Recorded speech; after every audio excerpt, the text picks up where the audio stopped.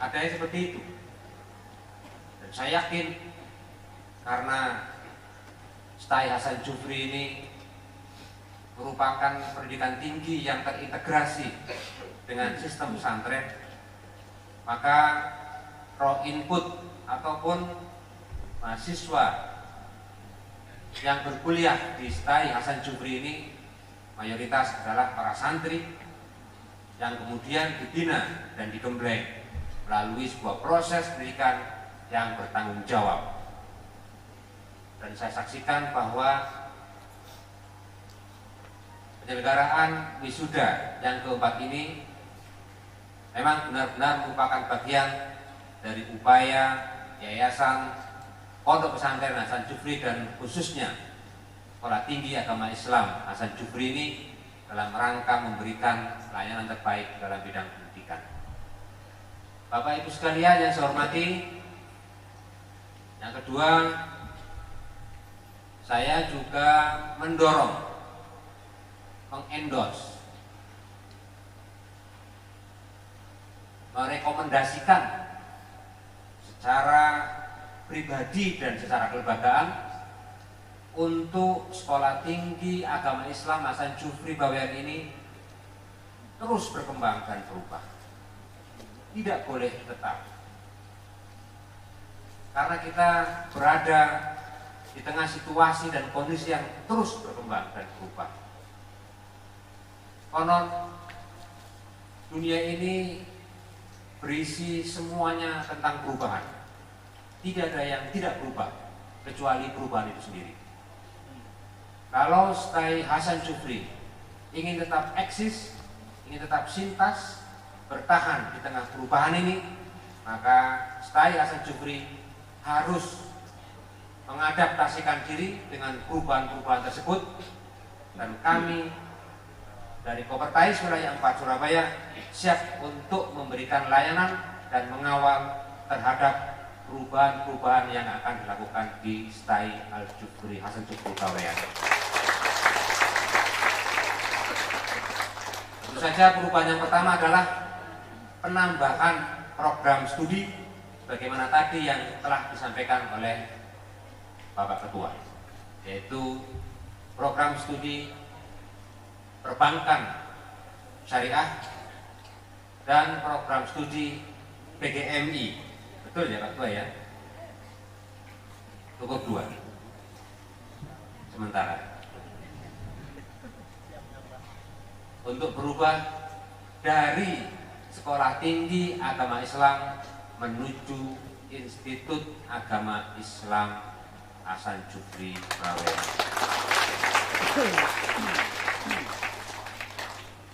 Segala permintaan dan permohonan yang berasal dari pondok pesantren maupun dari kalangan masyarakat Islam di bawah Koordinatorat Kopertais Wilayah 4 Surabaya, saya selaku pribadi maupun selaku koordinator pasti akan sangat sulit untuk menolaknya. Bukan karena ada hubungan khusus ataupun hubungan kerabatan antara saya dengan pihak pesantren, bagaimana saya juga pernah hidup di pesantren, menjadi bagian dari pesantren,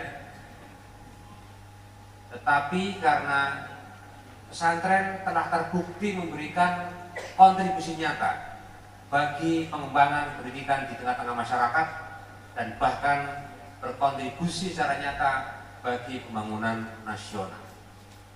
Oleh karena itu sangat beralasan kalau berbagai macam perubahan yang akan diusulkan oleh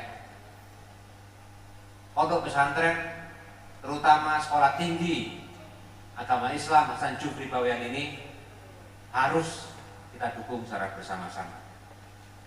Bagus sekali saya hormati, khusus untuk upaya-upaya yang tadi sudah disampaikan oleh Ibu Wakil Ketua 1, sungguh kami juga sangat mengapresiasi. Senantiasa meningkatkan kualitas dan kuantitas sumber daya insani atau sumber daya manusia yang dimiliki oleh Setai Hasan Jufri.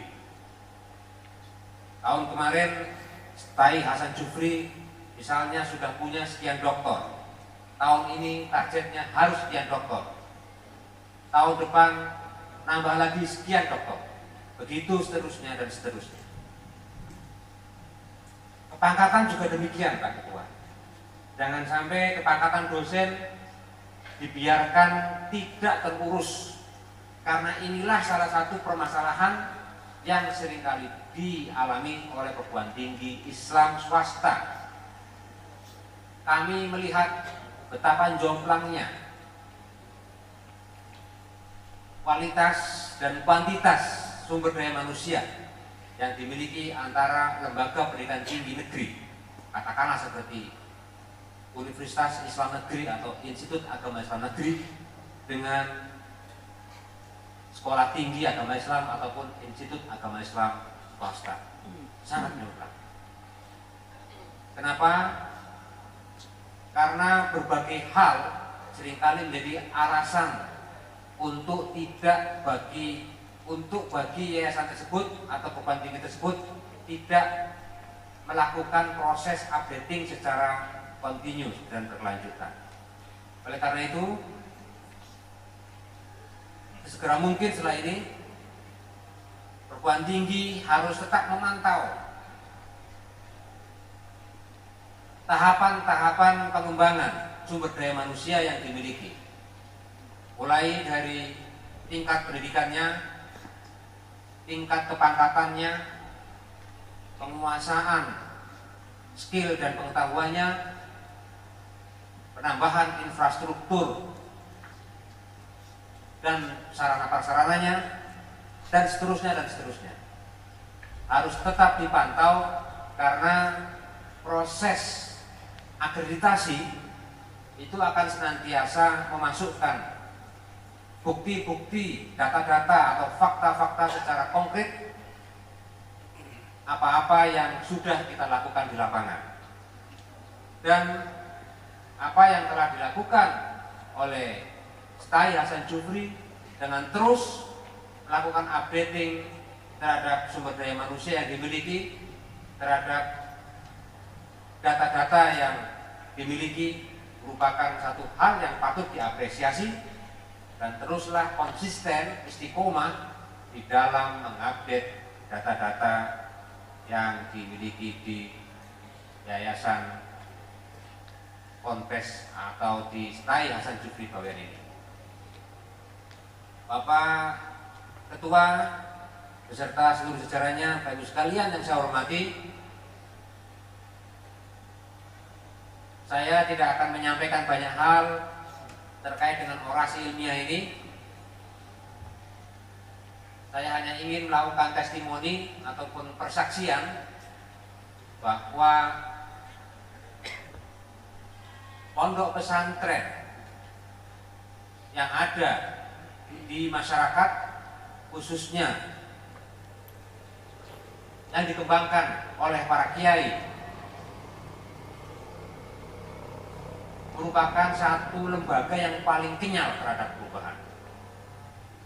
Kenyal dalam pengertian dia elastis, dia luas, dia bisa beradaptasi dengan kondisi sosial masyarakat yang ada di sekitarnya. Mengapa pondok pesantren tidak pernah mati? Bahkan kondisinya semakin lama semakin terus bertambah dan berkembang. 2-3 tahun yang lalu jumlah pondok pesantren di Indonesia kurang lebih 27.000 sekian. Sekarang ini sudah di atas 30.000 sekian. Ini membuktikan bahwa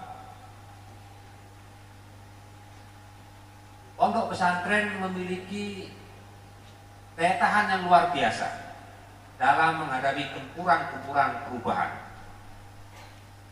Dan saya kira salah satu alasan mengapa pondok pesantren memiliki daya tahan yang kuat terhadap gempuran-gempuran perubahan itu Di antaranya adalah fleksibilitasnya, keluasannya di dalam menerima dan mengadaptasikan perubahan-perubahan tersebut. Selain tentu saja adalah ikhtiar-ikhtiar yang dilakukan oleh para kiai, para pengasuh dalam bertahan di tengah berbagai macam situasi dan kondisi.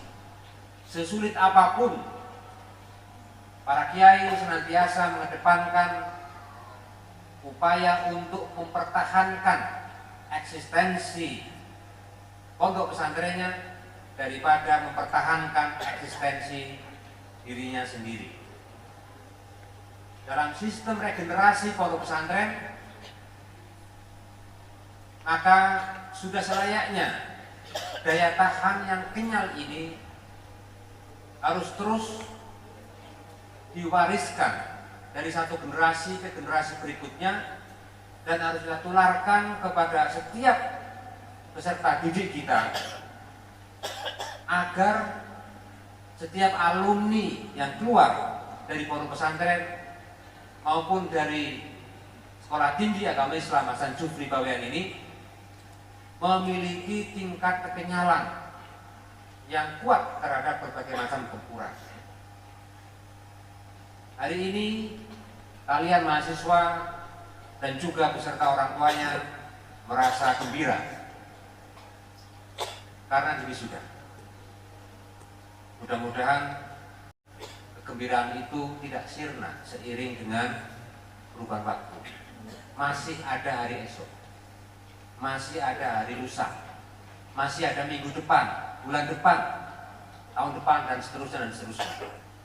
Di depan Anda menghadang berbagai macam tantangan dan gelombang perubahan.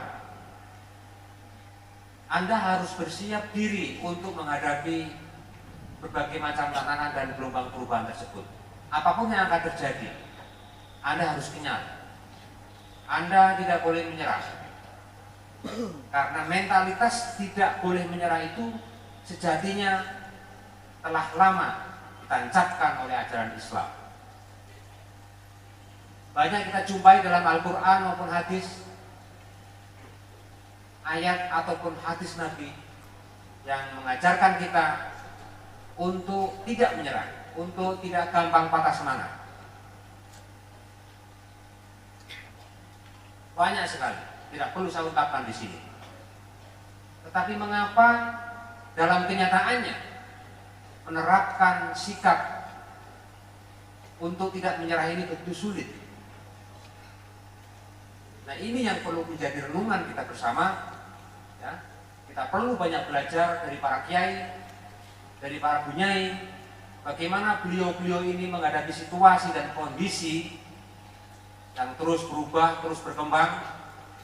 Kita tidak boleh patah semangat. Dan banyak pondok pesantren, sekalipun memang ada 1-2 pondok pesantren setelah ditinggalkan oleh kiainya, ya, seiring dengan wafatnya sang kiai, kemudian ikut pula, ya, pesantrennya meninggal dunia, ada juga. Tetapi kebanyakan pondok pesantren yang berkembang di masyarakat itu membuktikan bahwa lembaga ini memiliki tingkat daya tahan yang luar biasa. Dalam bahasa ilmiah disebut sebagai resiliency, tingkat daya tahan banting terhadap berbagai macam perubahan. Dan inilah yang menurut saya perlu untuk ditiru oleh kita semuanya, khususnya oleh para alumni, bahwa daya tahan pesantren sangat tergantung pada daya tahan para kiai, para bunyai di dalam menghadapi berbagai macam tantangan yang menghadang. Nah, saya kira sangat beralasan ketika kita melihat bahwa para kiai dan para bunyai ini memiliki daya tahan yang luar biasa. Mengapa? Karena beliau-beliau ini adalah orang-orang dengan kualitas jasmani dan terutama rohani yang luar biasa dahsyat. Sungguh kita sangat beruntung kita bisa menerima keberkahan dari tirakatnya para kiai dan para bunyai ini. Keberkahan karena beliau ini adalah min ahli ibadah, min ahli zikr. Beliau-beliau ini adalah ahli tirakat, ahli riyadhah, ahli berpuasa. Kita sekarang ini tinggal menikmati saja berbagai macam kelancaran dan kemudahan kita di dalam mengakses berbagai macam layanan pendidikan di negeri ini. Merupakan buah dari apa? Buah dari hasil riyadhah para kiai, para bunyai, orang tua, yang kemudian dampaknya mengalir kepada kita. Saya merupakan contoh yang paling gamblang dari betapa dahsyatnya dampak dari tirakatan, dampak dari riyadhah yang dilakukan oleh orang tua yang kemudian menetes kepada anak-anaknya. Nah, inilah yang harus ditiru, ya, supaya kita mampu bertahan di tengah berbagai macam perubahan-perubahan yang terjadi dan kita tetap menjadi sintas. Saya dilahirkan di tengah keluarga yang menghargai para kiai dan para habaib. Almarhum bapak saya bukan kiai, tapi almarhum bapak saya ini sangat menghargai para kiai dan para habaib. Senang berkumpul dengan beliau-beliau ini. Bahkan ibu saya seringkali bertengkar dengan bapak saya gara-gara terlalu dominannya waktu yang diluangkan oleh bapak saya ini untuk menghormati para kiai dan para habaib. Padahal keluarga kami bukanlah keluarga yang berpunya. Seringkali para habaib datang ke rumah, kemudian karena sudah menjadi bagian dari keyakinan dan tradisi almarhum bapak saya memberikan penghormatan, baik penghormatan spiritual maupun penghormatan material. Dan akibatnya adalah setelah keluar habaib ini dari rumah biasanya bertengkar dengan ibu saya. Uang pas-pasan daripada dikasihkan sama habaib ini, mendingan dipakai untuk mengirimkan kiriman untuk anaknya di pondok pesantren. Nah, ternyata apa yang dimiliki oleh bapak saya dan ibu saya ini terjadi kesenjangan. Bapak saya begitu yakin bahwa apa yang dikeluarkan ini pasti tidak akan membuat keluarganya ini kemudian bangkrut, tidak akan membuat keluarganya ini menjadi jatuh miskin. Nah, sementara ibu saya mungkin karena tidak pernah dibesarkan dalam situasi pondok pesantren, tidak pernah nyantri, keyakinan-keyakinan itu tidak muncul. Bagaimana mungkin uang pas-pasan yang bisa dipakai untuk mengirimkan anaknya ke pondok pesantren, bahkan untuk belanja sehari-hari, kok bisa mau dihabiskan hanya untuk bersedekah kepada para habaib. Nah, karena terjadinya kesenjangan pengetahuan semacam itulah seringkali terjadi percekcokan. Dan saya seringkali menyaksikan kalau sudah ada habaib datang ke rumah, saya siap-siap untuk tutup kepala, mata dan telinga, karena habis itu pasti akan ada ribut-ribut.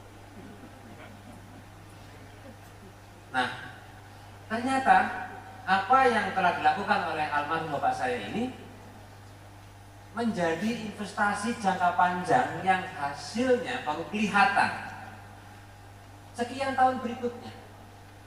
Ketika saya selesai di pondok pesantren, kemudian saya melanjutkan di S1.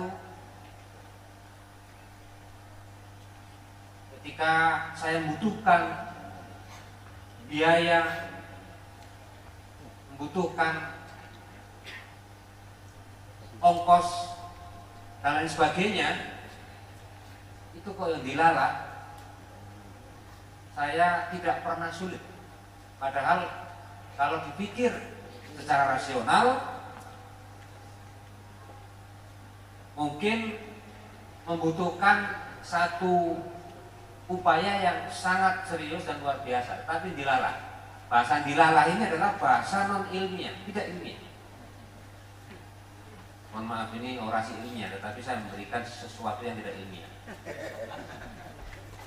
Karena apa? Karena keyakinan yang luar biasa dari seorang hambanya seringkali menjadi sugesti yang positif. Bahasa psikologi adalah sugesti yang positif. Dalam bahasa kedokteran disebut sebagai efek plasebo. Kalau bapak ibu berobat ke seorang dokter, kemudian tidak ada kepercayaan sama sekali terhadap dokter yang akan menyuntiknya, maka itu alamat bahwa pengobatan yang dilakukan oleh sang dokter tersebut akan berlangsung sia-sia. Karena apa? Karena tidak ada kepercayaan antara bapak atau ibu sebagai seorang pasien dengan seorang dokter. Kata sebuah hadis qudsi, innallaha inda dzanni abdihi. Apapun yang menjadi keyakinan dari seorang hambanya, pasti Allah bersama persangkaannya itu. Kalau persangkaannya itu adalah positif, maka dia akan mampu merealisasikan, akan mampu mewujudkan berbagai persangkaan-persangkaan yang telah dimilikinya. Kalau negatif juga sama. Oleh karena itu, hati-hatilah kita semuanya berprasangka, karena bisa jadi prasangka tersebut nanti akan menjadi realitas ataupun kenyataan. Nah, bagus sekalian yang saya hormati, kembali kepada sesuatu yang tidak rasional tadi, ya, sebenarnya ada penjelasannya secara rasional, tetapi seringkali ya, antara penjelasan yang rasional dengan perilaku kita itu terjadi kesenjangan penjelasan. Katakanlah, kalau kita sering bersedekah, kita sering memberi atau menolong orang lain, seringkali kita ini ditolong oleh orang lain. Karena apa? Karena orang yang menolong kita itu biasanya mengenali kita, mengingat kita bahwa oh, dia anaknya Bapak A, anaknya si Fulan, yang ketika hidup itu beliau sering bersedekah. Ini satu contoh untuk memberikan penjelasan bahwa tidak ada yang tidak rasional dalam dunia ini, semuanya bisa dijelaskan. Sama seperti silaturahim. Ya. Barang siapa yang ingin dilapangkan rizkinya dan dipanjangkan umurnya, maka bersilaturahimlah.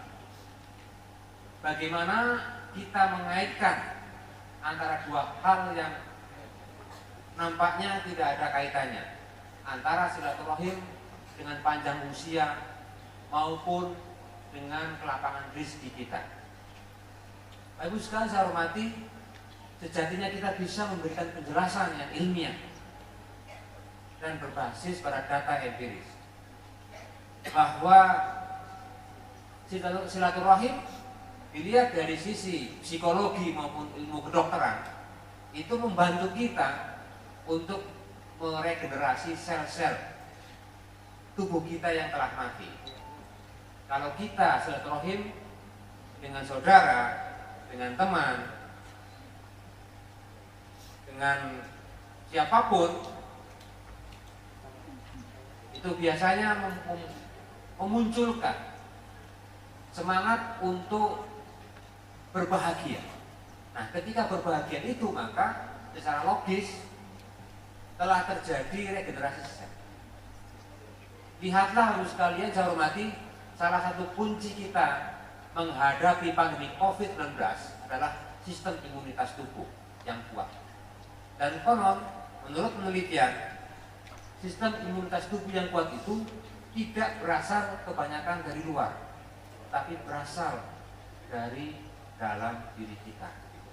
Ketika kita berpikir positif, berprasangka baik, ketika kita berhusnudzon terhadap apapun yang terjadi pada diri kita, itulah sebenarnya watak dasar dari kebahagiaan yang nantinya akan menentukan terjadinya regenerasi sel ataupun usia, menambah usia ya dalam diri kita. Jadi sebenarnya sangat logis. Nah, sementara itu silaturahim juga melapangkan rezeki, karena bagi kita yang tidak pernah bersosialisasi maupun berinteraksi dengan orang lain, bagaimana masyarakat akan tahu keberadaan kita, bagaimana keistimewaan yang kita miliki itu akan diketahui oleh orang lain, oleh pihak lain.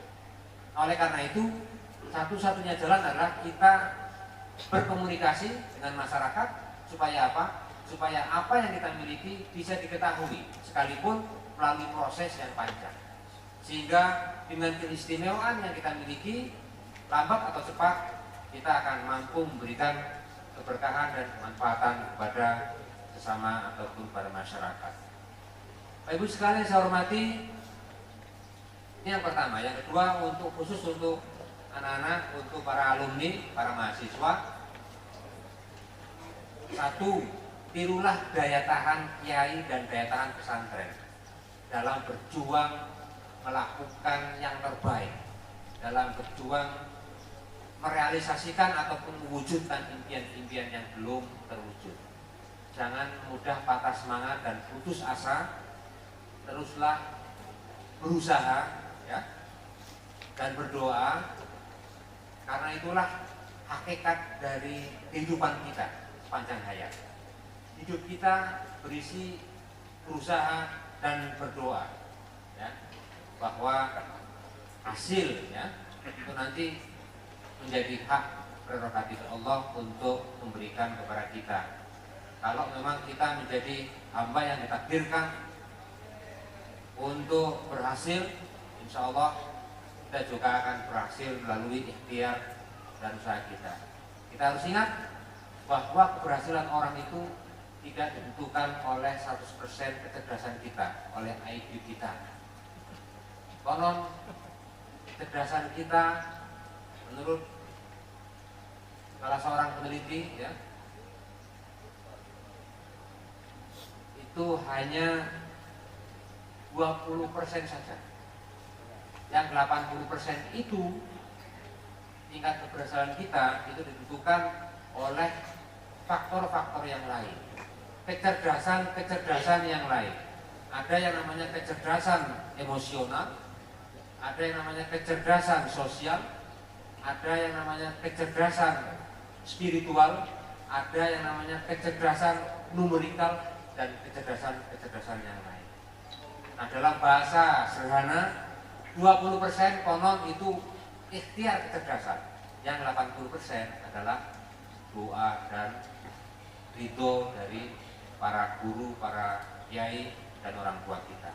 Terus sekali saya hormati, ala kulli hal, selamat saya sampaikan kepada STAI Hasan Jufri Bawean yang telah menyelenggarakan kegiatan wisuda yang keempat ini. Mudah-mudahan STAI Hasan Bawean terus akan memberikan manfaat dan keberkahan kepada masyarakat Bawean dan akan semakin berkembang di masa-masa yang akan datang. Dan para mahasiswa, selamat, mudah-mudahan ilmu yang Anda peroleh bermanfaat di dini wa dunia wal akhirah. Amin Allahumma amin. Mudah-mudahan kita dipertemukan di lain kesempatan. Kalau Surabaya, monggo silahkan mampir ke Surabaya, ke UIN Sunan Surabaya. Saya tidak tahu, mungkin di antara sekian wisudawan ini suatu saat ada yang melanjutkan mungkin di S2 ataupun di S3 seperti Pak Ketua ini. Saya kira itu satu hal yang baik. Sekolah S2 maupun S3 memang tidak harus di Surabaya. Boleh Anda sekolah di Malang, boleh di di kota-kota yang lain ya, di Lamongan dan sebagainya. Saya kira demikian, kurang lebihnya mohon maaf. Ihdinas siratal mustaqim. Wallahul muwaffiq ila aqwamit thoriq. Wassalamualaikum warahmatullahi wabarakatuh.